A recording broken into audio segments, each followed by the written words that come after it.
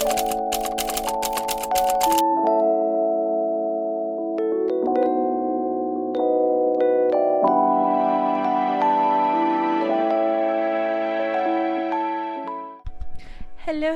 lovely people, and welcome back to my channel, and welcome to a new tutorial. Today we're going to be drawing some hair in graphite pencils, and that is what I'm busy getting at the moment. And I'm hopefully going to try and talk you through just some basic techniques in how I render hair. So I thought I would just show you the materials I'm going to be using. I use the Faber Castell Graphite pencils, the 9000 series. And I use them in 2B, 4B, 6B and 8B I think. And then I use a monozero eraser by Tombow. I use a mechanical pencil or a clutch pencil, a blending stump, mine's quite dirty but that's okay, and then my secret weapon is the polychromos black colored pencil. I'm also using Bristol paper by Fabriano. So let's get started. So unfortunately my camera cut the first part of this out for some reason. At the moment I'm just pulling out highlights, but we're going to jump to when I'm starting a new clump of hair. Right, so I want you to pay close attention to the kind of strokes that I use when I'm rendering hair. So you know that stroke where you push down on your pencil and then you flick it out to create a light tape it off effect? That's pretty much entirely how I render hair. I start at one end and then I flick up to create these light loose movements, but I make sure that those flicks go in the direction that the hair is going in. So can you see when I did that off here, for example, when I'm doing the curve here, I flick, but I make sure that it follows the curve of whatever direction the hair is going in. And that's pretty much how you render hair. I start with a 2B pencil, which is it's a soft pencil, but it's a light enough pencil for me, and that's how I build up many layers.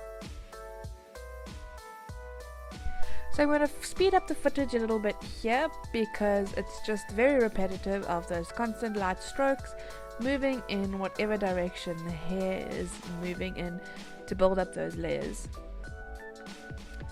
I then come in with a blending stump and I just move that graphite around to smooth those strokes out a bit and cover more of the page in graphite.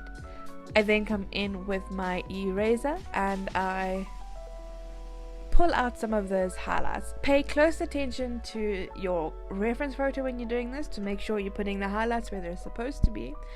And then I pretty much just carry on layering pencil on top of those strokes, and I blend again and then I pull out highlights again until it looks good to me, until there's enough depth in the hair that it doesn't just look flat.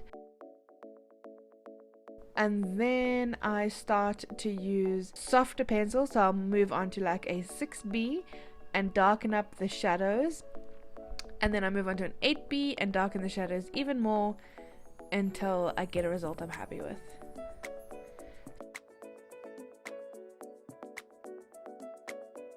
So again, I'm just slowing it down here to show you that I go from either end and flick the pencil on the page, creating very light strokes but still moving within the direction of the hair.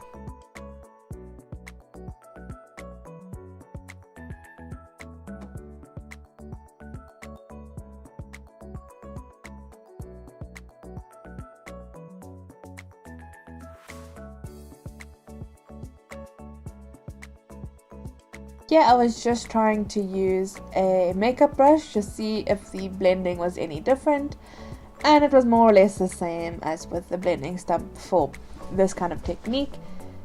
And here you can see me pulling out those highlights again, which all just helps build your realism.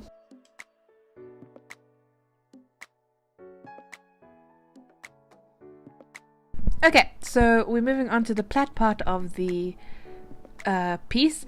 Again, I'm using the same techniques with that flicking motion, paying close attention to where the highlights are so you can preserve those as much as possible. Where there's a highlight, I try and not put so much pencil down.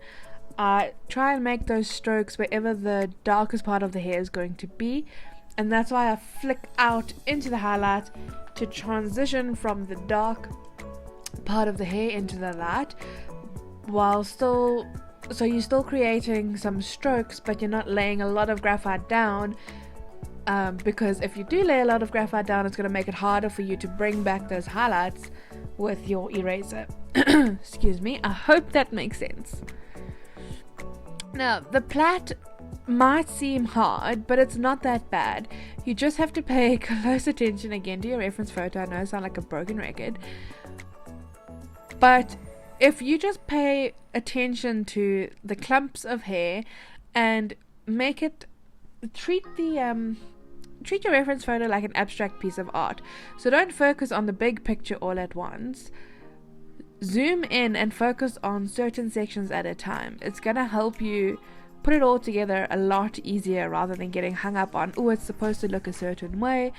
No, just focus on one little piece at a time and copy what your reference photo shows you, put the lights where your lights are, your darks where your darks are, and it'll all come together at the end, I promise. So I think I'm going to leave you now for a little while just to watch how I do this one side of the plait, because the techniques and the way I render the hair is all kind of the same. You just have to pay attention to your reference photo.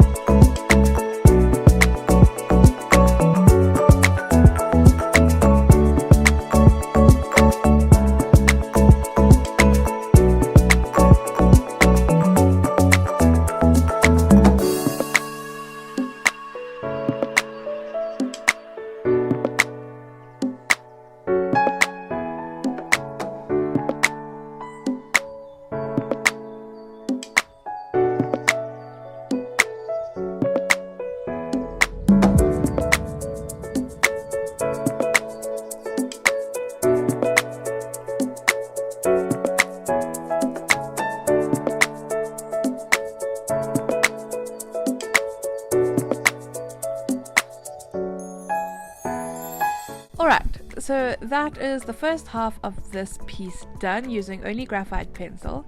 Now, my favorite trick to do when I use graphite is to use a black polychromos color pencil. I use the polychromos because it's got quite a hard lead, so you're able to get fine details and it goes over the graphite really nicely. Why do I do this? Because when you use graphite, I don't know if you can see here, you tend to get a lot of shine when you go deep with your shadows with graphite. The color pencil just helps to make your dark shadows so much darker. It's darker than you can get with a graphite pencil, and I find that just helps to bring your whole piece alive. Honestly, making those shadows darker helps improve your realism so much, and it brings your piece alive. That's what I'm looking for. So, and I'm hoping you can see the difference already in just making those blacks real black and real dark. It just improves that realism so much.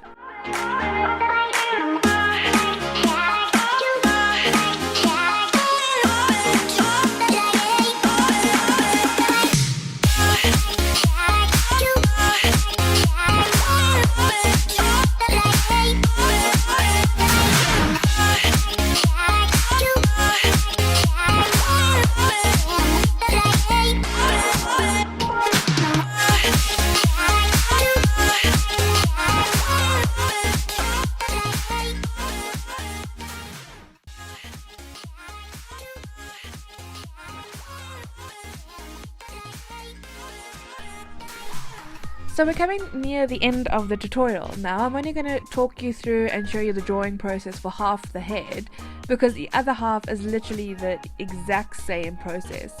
Everything I've already spoken to you, so I don't want to bore you here. And I am going to now show you a comparison. So here it is. I want to show you the left half is after I've used the colored pencil, and the right half is just the graphite. And I'm hoping you can see what a difference it makes in the realism of the piece and just how much it pops on a page.